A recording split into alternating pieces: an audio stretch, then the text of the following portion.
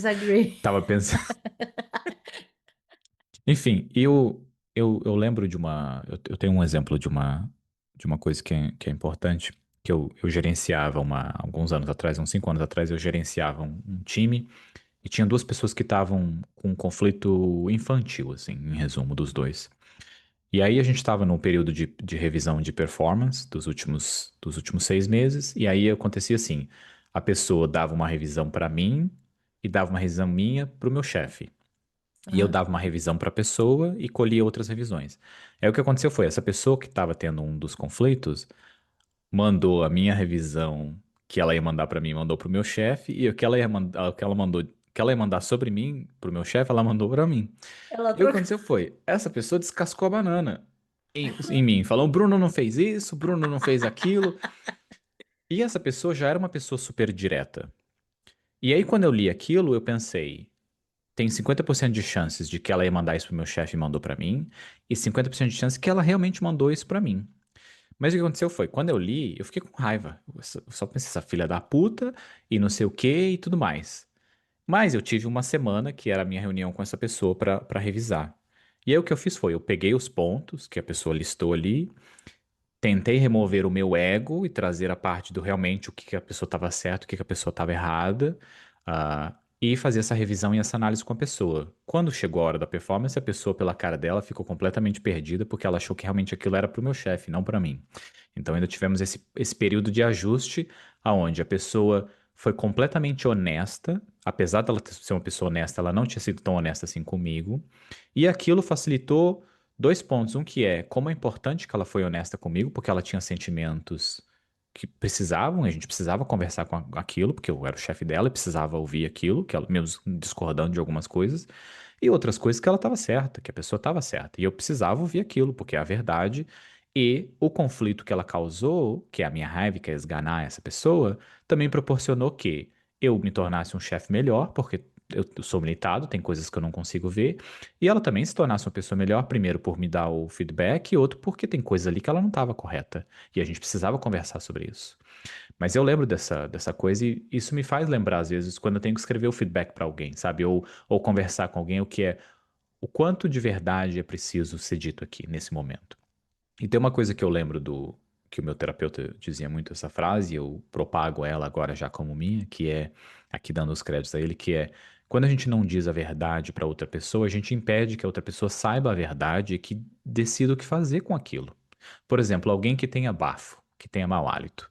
Se a gente não diz para essa pessoa que ela tem mau hálito, ela não vai poder escolher ir num dentista ou ir em alguém para ver o estômago dela ou alguma coisa está acontecendo. E ela vive com todo mundo à volta dela, ninguém fala que tem, aí todo mundo fica sentindo o bafo dela, algumas pessoas não vão querer falar com ela, e a gente, por Falando não mal dizer a dela verdade ou pelas falando mal, costas e tal. e a gente, por não dizer a verdade, impede que essa pessoa evolua e decida fazer algo. Ela pode decidir que, tipo, que se lasca, eu não vou fazer nada e o mundo que lute com isso. Enfim, é importante que a gente também aprenda a dizer, como é importante que a gente aprenda a ouvir. E eu acho que eu sempre flutuo nos dois locais. Acho que muito, É. muito saudável hoje, mas sempre com espaço para melhoras.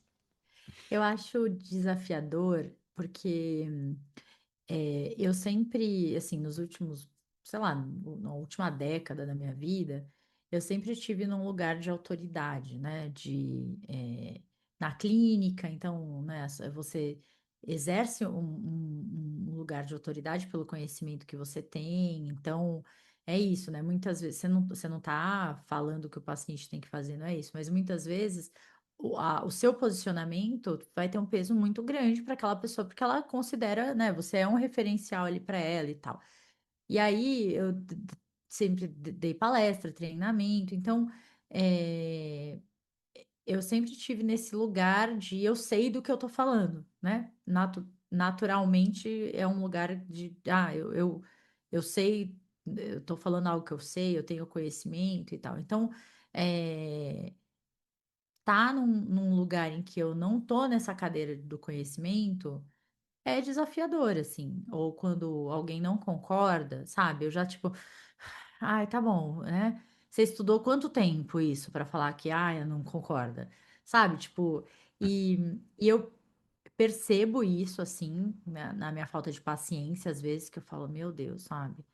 Porque eu já ouvi muitas vezes assim. Não, porque eu vi a fulaninha, que é a influenciadora lá, ela falou tal coisa, tipo, ah, é. A minha vontade de falar, ah, é, a fulaninha falou isso. Entendi. A fulaninha atende quantas pessoas por dia? A fulaninha estudou quanto para falar um absurdo desse? Mas o quê? Eu tô pela violência, entre aspas, né? Porque o quê? Eu respiro fundo, interessante. Mas não é assim na vida real. Não é assim porque a Bacana, fulaninha tá bacana falando de esse uma olhar, forma mas tá genérica, né? viajando. Que ótimo. Então, assim, eu acho que é um desafio pessoal, assim, eu não sei se outros psicólogos também passam por isso, né? Porque é isso, quanto mais você estuda, aprende e tal, para quem não tem conhecimento, é muito mais fácil falar besteira. Tipo, eu lembro uma vez, um conhecido meu, eu não lembro o que que a gente estava conversando, e ele falou assim. Não, porque a raça negra, a raça, eu, tipo, não, mas você sabe que não, né, não são raças diferentes. Não, como não? É óbvio que, tipo, ele falou com uma certeza, sabe? Tipo, que só a ignorância dá, sabe? Aquela certeza que só a ignorância pode dar. E aí eu fiquei tão indignada que eu não conseguia nem embasar eu falava, gente, mas não, é óbvio que não são raças diferentes. Não, mas é óbvio que são, meu Deus, eu não conseguia nem responder, sabe? Porque é isso, né? Assim, a ignorância, gente, ela dá um conforto de você fala a coisa com os maiores absurdos com a maior certeza. Porque você não faz a mínima ideia do que você tá falando. É, eu sinto que como é importante esse detalhe, né? Quando você diz ali que a influência fala X, a influência fala X que não envolve a minha vida especificamente, né? Que não envolve a minha relação com a minha mãe, não envolve as relações amorosas que eu tive, não envolve os conflitos e não conflitos que existiu. Então, é muito difícil a gente aplicar algo genérico para a vida, né?